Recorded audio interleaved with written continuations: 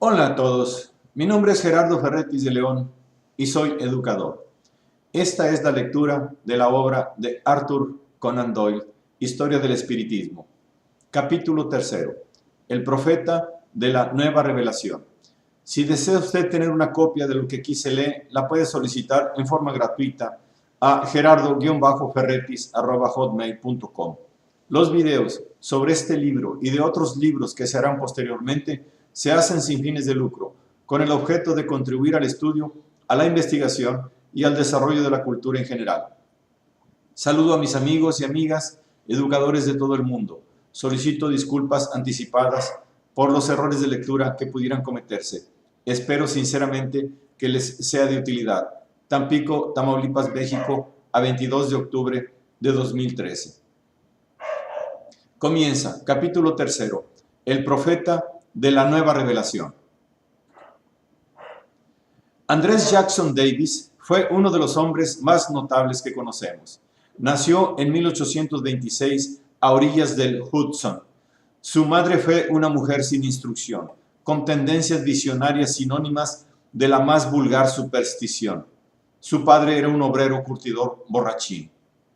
Él mismo escribió los detalles de su infancia en un curioso libro, La varita mágica, el cual nos familiariza con la primitiva y dura vida de las provincias americanas en la primera mitad del siglo pasado, y nos hace ver que aquel pueblo era rudo e ignorante, pero que en cambio espiritualmente estaba pronto para asimilarse todo lo nuevo.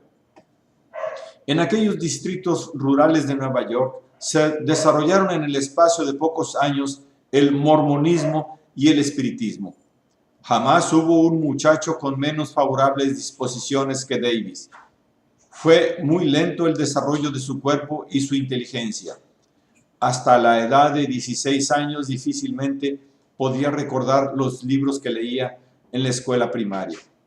Y a pesar de ello, en aquel ente desmirriado había en acecho tales fuerzas que antes de cumplir los 20 años pudo escribir uno de los más profundos y originales libros de filosofía.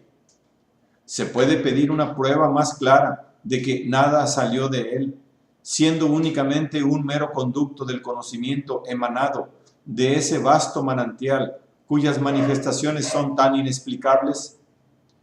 El valor de una Juana de Arco, la santidad de una Teresa, la sabiduría de un Jackson Davis, las fuerzas supernormales de un Daniel Home, todo procede del mismo manantial. En los últimos años de su infancia comenzaron a desarrollarse las fuerzas psíquicas latentes en Davis. Como Juan, oyó voces en los campos, voces agradables que le llenaron de júbilo. La clarividencia siguió a la clariaudiencia. En el momento de la muerte de su madre, tuvo una clara visión de una apacible casita en un lugar radiante, que supuso ser el punto a donde su madre había ido. Sus facultades fueron reveladas al pasar por aquel lugar un feriante que exhibía las maravillas del mesmerismo, haciendo experimentos delante de Davis y de cuantos jóvenes rústicos quisieron someterse a ellos. Enseguida se echó de ver que Davis tenía muy notables poderes clarividentes. Estos fueron desarrollados no por el peripatético mesmerista, sino por un sastre local llamado Livingston, el cual parece haber sido un pensador de vanguardia.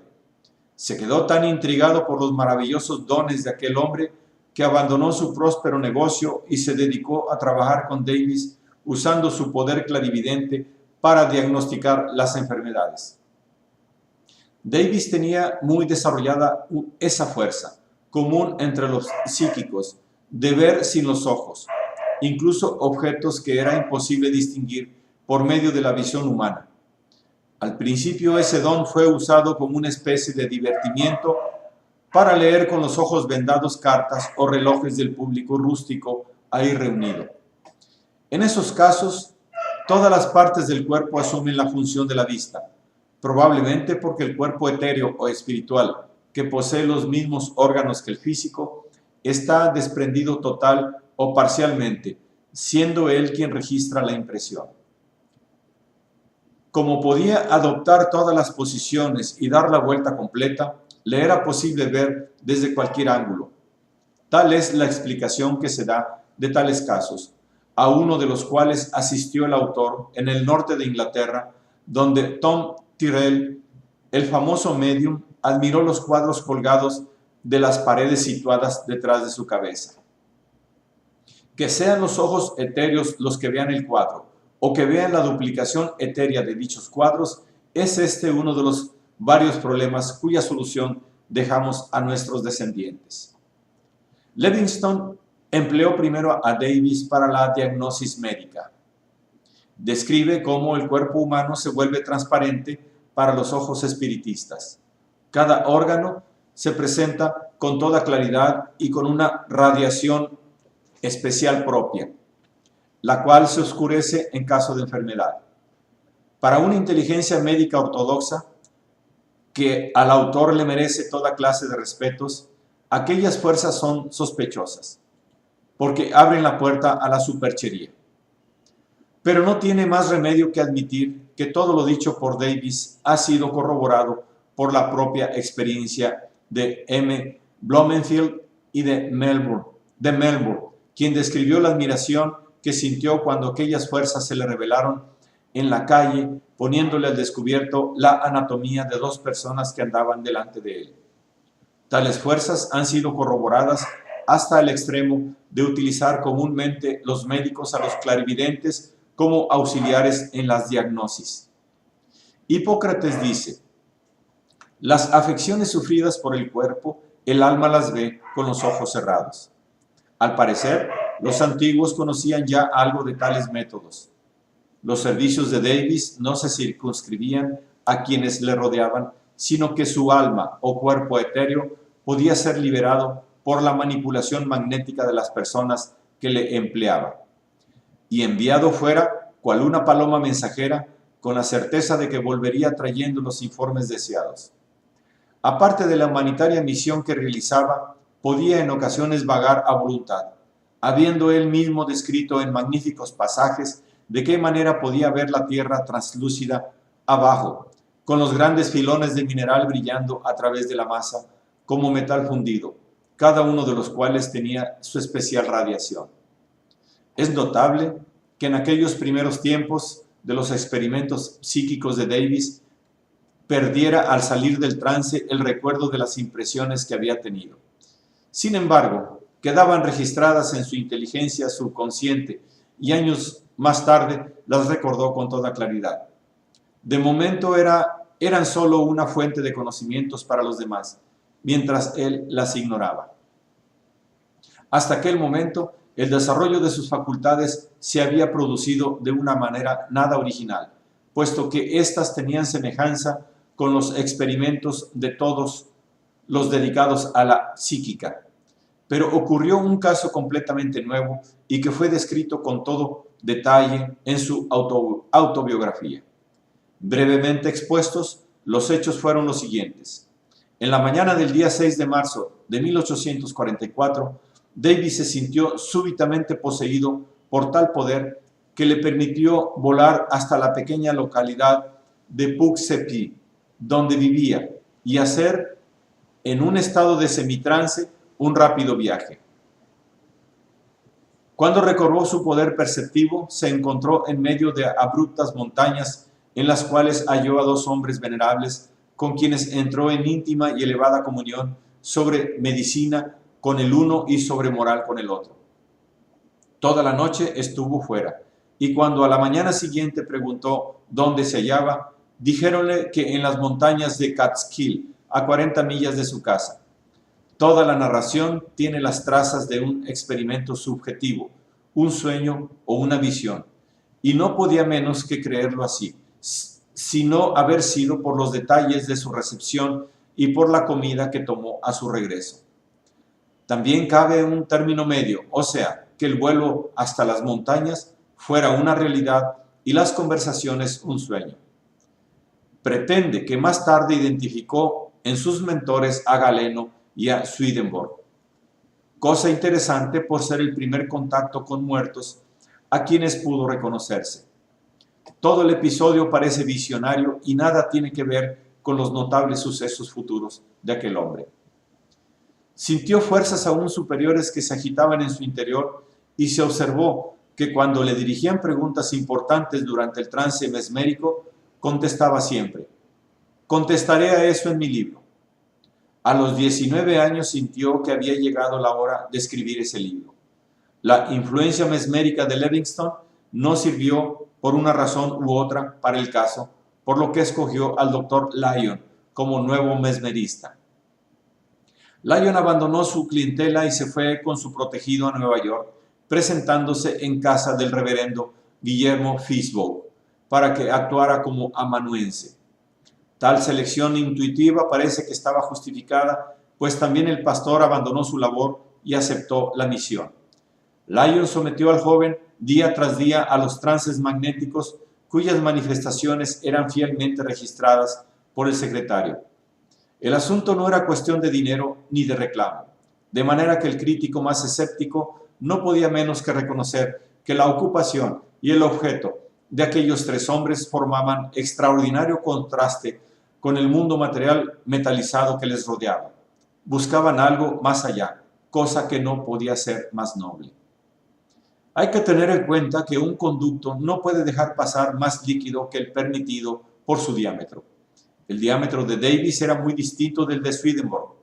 Ambos poseían el conocimiento cuando se hallaban en estado de iluminación, pero Swedenborg era el hombre más ilustrado de Europa, mientras Davis era un muchacho tan ignorante como el que más en el estado de Nueva York. Las revelaciones de Swedenborg eran tal vez más grandes, pero también es probable que estuvieran influidas por su propio cerebro. La revelación de Davis era un milagro incomparablemente mayor. El doctor Jorge Bush, profesor de hebreo en la Universidad de Nueva York, uno de los que siempre estuvieron presentes hasta que se pronunciaban las fórmulas para la cesación del trance, escribe: afirmo solemnemente que he oído hablar a Davis correctamente la lengua hebrea en sus sesiones y hacer gala de tal cúmulo de conocimientos de geología que es asombroso en una persona de su edad, aunque se hubiera dedicado varios años a esos estudios.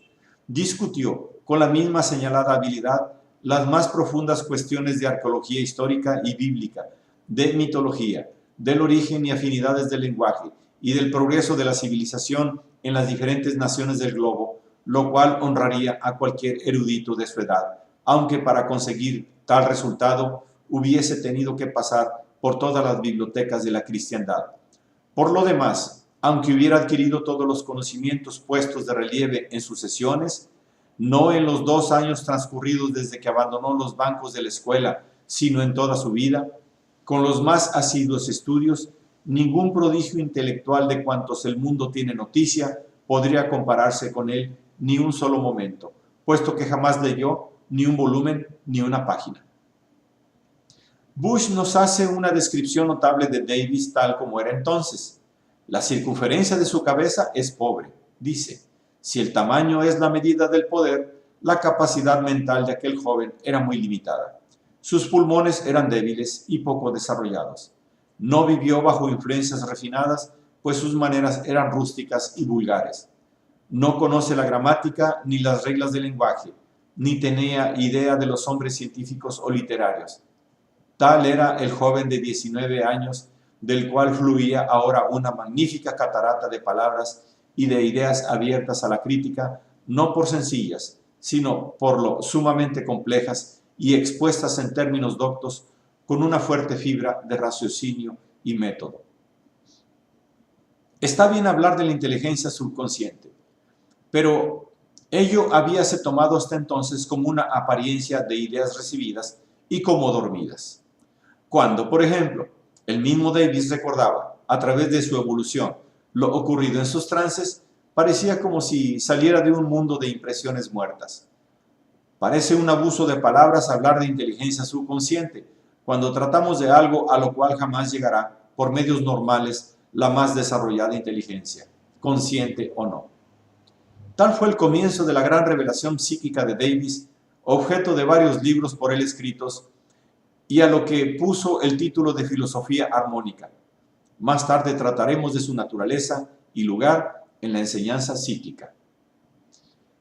En esa fase de su vida, Davis pretende haber estado bajo el influjo directo de la persona que más tarde resultó ser Swedenborg, nombre que entonces le era perfectamente desconocido.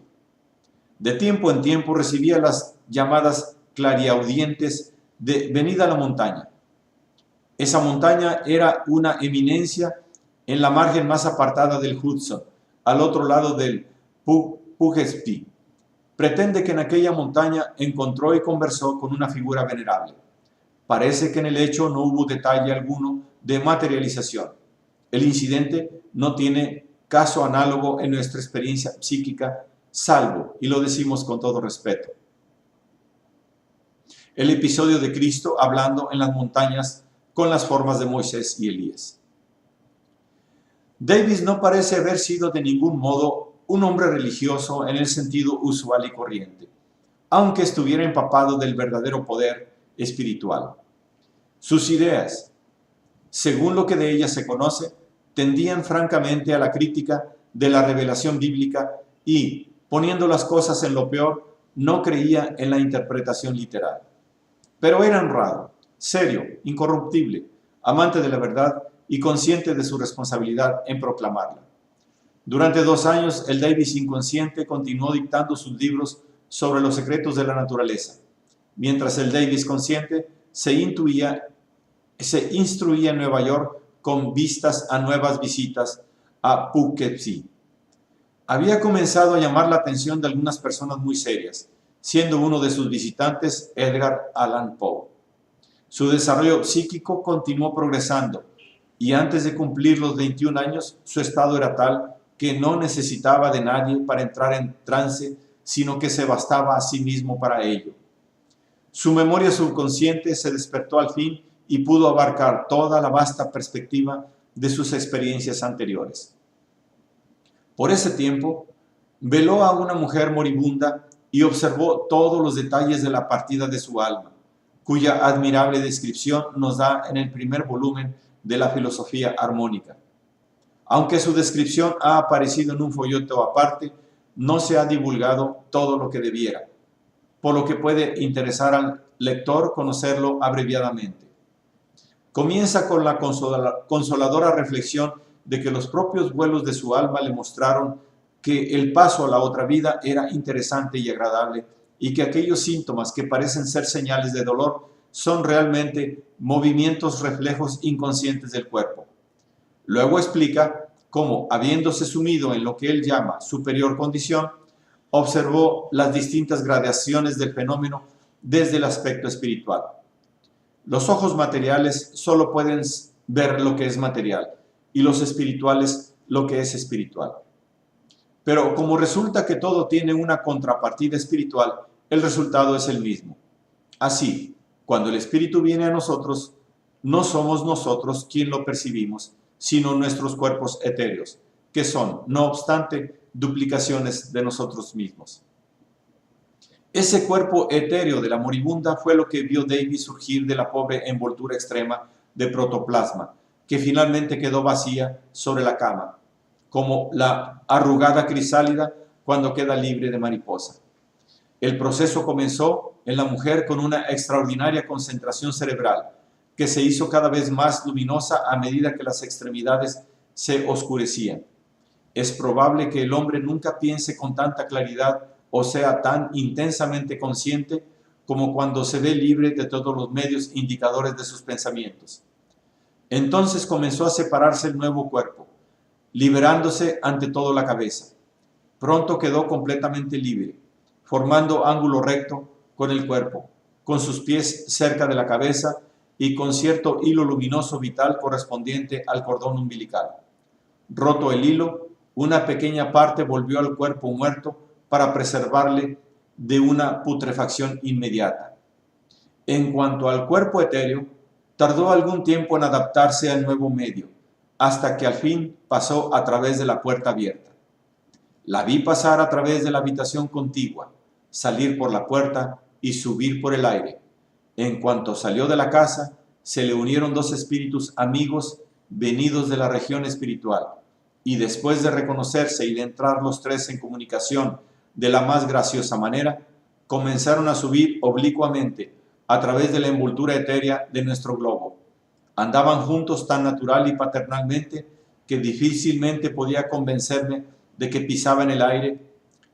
Parecía que andaban sobre la falda de una gloriosa montaña que les fuera familiar. Continué mirándoles hasta que la distancia les alejó de mi vista. Tal es la visión de la muerte según A. J. Davis, muy diferente de ese tremebundo horror que durante tan largo tiempo ha obsesionado a la imaginación humana. Si eso es verdad, simpatizamos con el Dr. Hodgson cuando exclama: «Se me hace pesado esperar tanto tiempo». ¿Será ello cierto?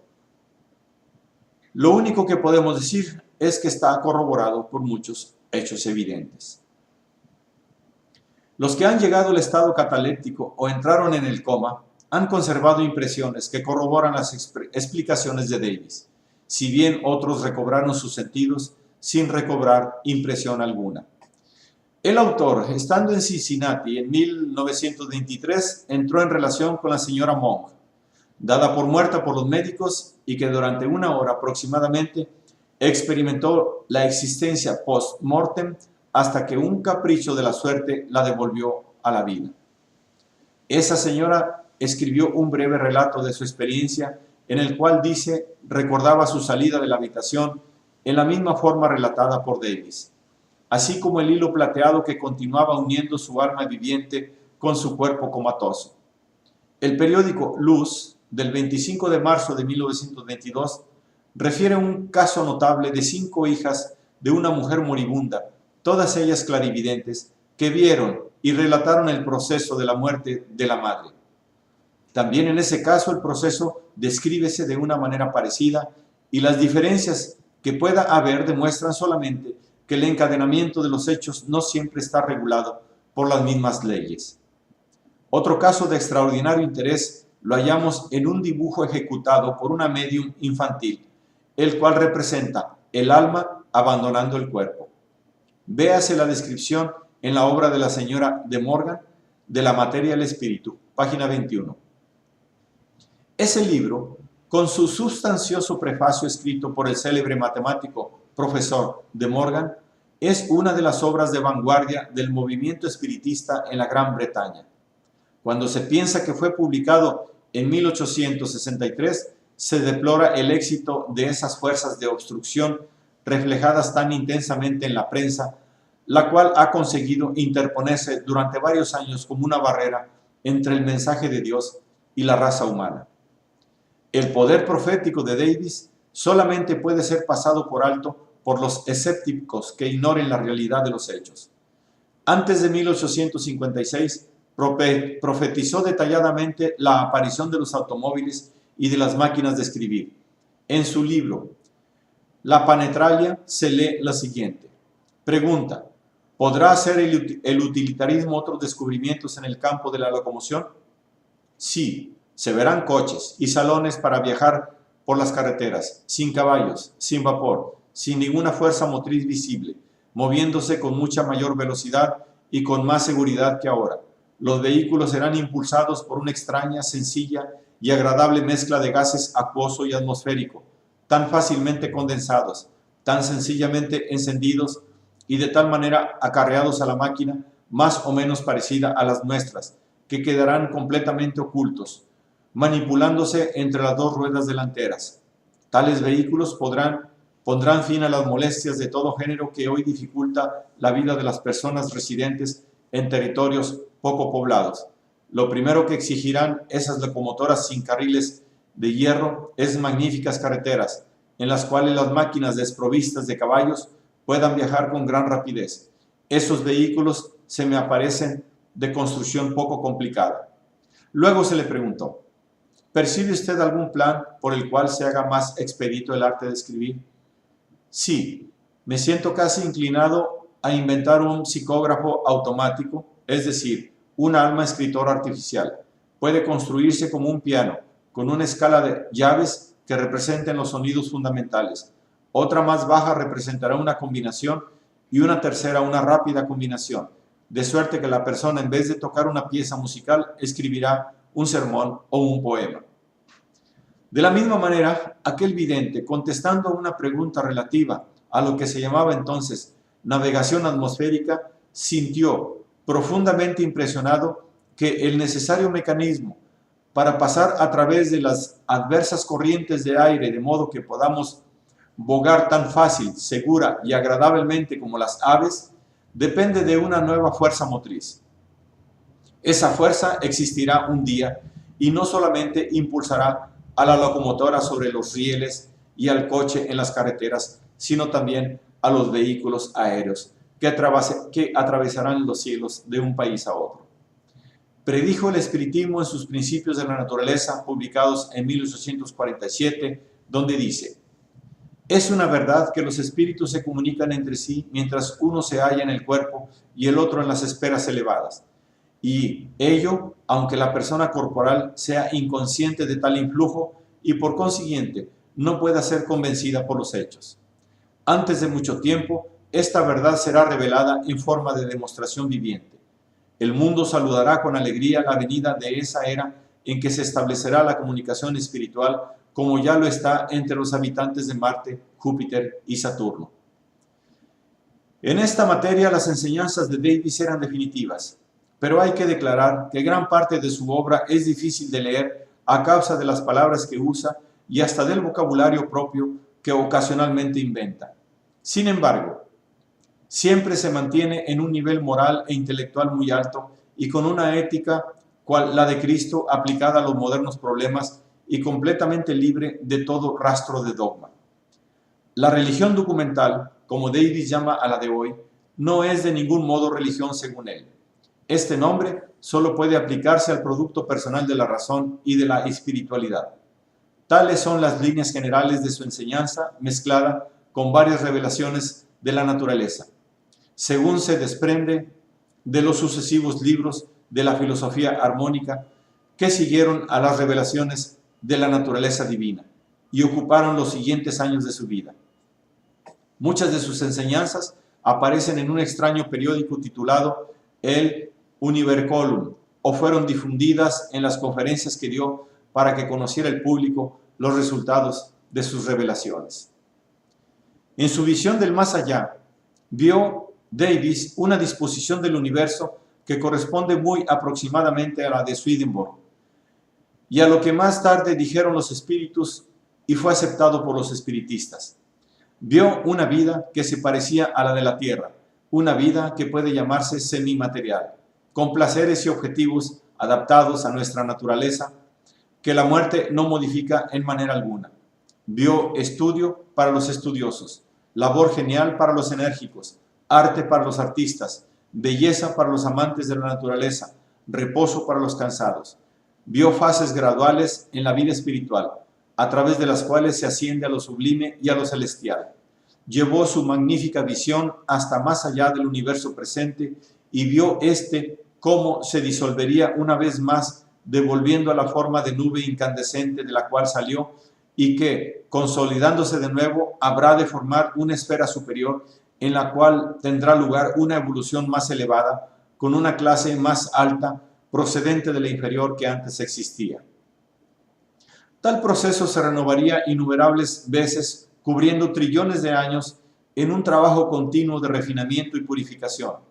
Describió esas esferas como círculos concéntricos alrededor del globo, pero como declara que ni el espacio ni el tiempo están claramente definidos en sus visiones, no podemos tomar su geografía en un sentido demasiado literal.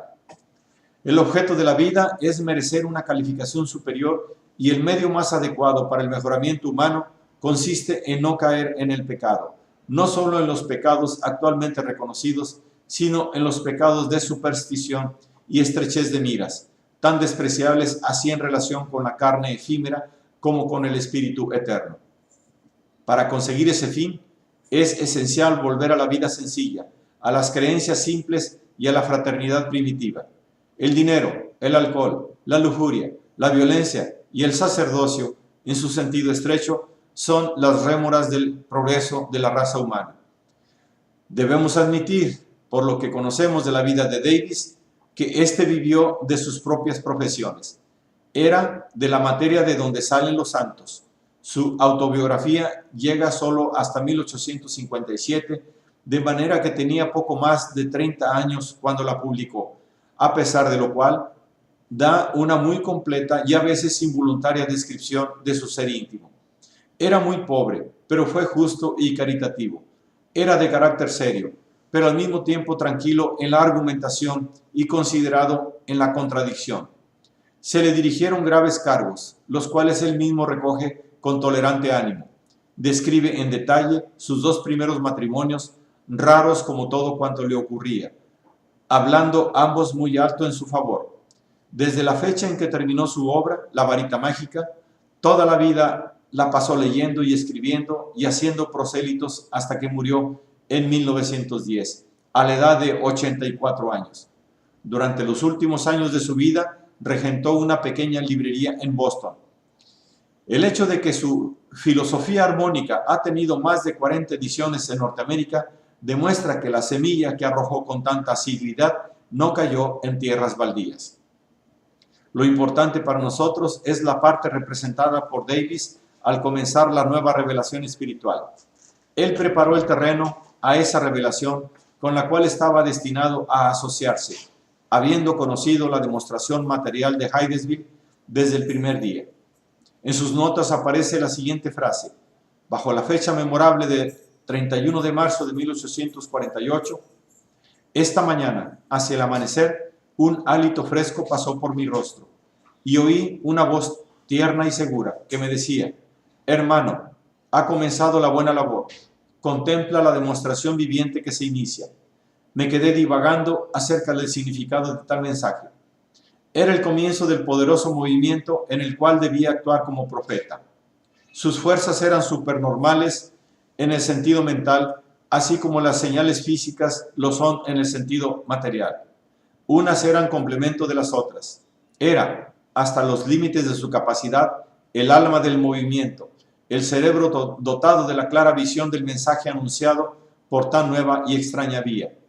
Ningún hombre podía hacerse cargo de aquella misiva por lo infinita y por pasar de los límites que podemos alcanzar con los medios humanos corrientes. Pero Davis la interpretó tan exactamente en su tiempo y en su generación que aún hoy poco puede añadirse a su obra. Había ido más allá que Swedenborg, aunque no tenía los dones mentales de éste. Swedenborg había visto un cielo y un infierno, tal como Davis los vio y describió con todo detalle. Swedenborg, sin embargo, no pudo tener una clara visión de la situación del muerto y de la verdadera naturaleza del mundo espiritista, con la posibilidad, por parte de aquel, de volver a la tierra, según le fue revelado al vidente americano. Este conocimiento lo obtuvo Davis de una manera paulatina. Sus extrañas conversaciones con los que llama espíritus materializados eran cosas excepcionales, de las cuales al pronto no dedujo conclusiones importantes. Solo más tarde, cuando se puso en contacto con fenómenos espiritistas efectivos, llegó a colegir su verdadera significación. Davis hizo inteligentes recomendaciones a los espiritistas. El espiritismo es útil como demostración viviente de una existencia futura. Dice: los espíritus me han ayudado durante mucho tiempo, pero no han dominado ni mi persona ni mi razón. Pueden y deben realizar los mejores servicios en provecho de quienes están en la tierra, pero tales beneficios solo pueden procurárselos aquellos que consientan a los espíritus ser sus maestros y no sus dueños, es decir, compañeros y no dioses a quienes deba adorarse. Sabias palabras y confirmación moderna de la observación vital de San Pablo, según la cual el profeta no debe estar sujeto a sus propios dones. Para explicarse adecuadamente la vida de Davis, hay que tener muy en cuenta sus condiciones supernormales, y aún así pueden obtenerse distintas explicaciones cuando se consideran los siguientes hechos innegables. 1. Que afirma haber visto y oído a la forma materializada de Swedenborg antes de conocer ninguna de sus enseñanzas. 2. Que en su ignorante infancia poseía algo que le infundió gran perspicacia y saber. 3. Que ese conocimiento alcanzó los amplios límites universales arrolladores característicos de Swedenborg. 4. Que fue él pero que él fue una etapa más allá, habiendo aportado precisamente ese conocimiento del poder espiritista que Swedenborg solo puede conseguir después de la muerte. Considerando esos 4 puntos, no es una hipótesis admisible que el poder que Davis poseía fuera efectivamente Swedenborg. Sería conveniente que la estimable, pero estrecha y limitada nueva iglesia tuviera en cuenta esas posibilidades. Pero tanto si Davis obró aisladamente como si fue el reflejo de otro más grande que él, queda el hecho de haber sido un hombre milagroso, el inspirado e inteligente apóstol de una nueva ley. Tan fuerte fue su influencia que el conocido artista y crítico Mr. E. Wake Cook, en su notable libro Regresión en Arte, califica las enseñanzas de Davis como una influencia que podía reorganizar el mundo. Davis dejó su profunda huella en el espiritismo, como ha observado Mr. Basden Booth. Incluso en nuestros días es muy difícil, si no imposible, calcular toda la extensión de su influencia. Termina el capítulo 3.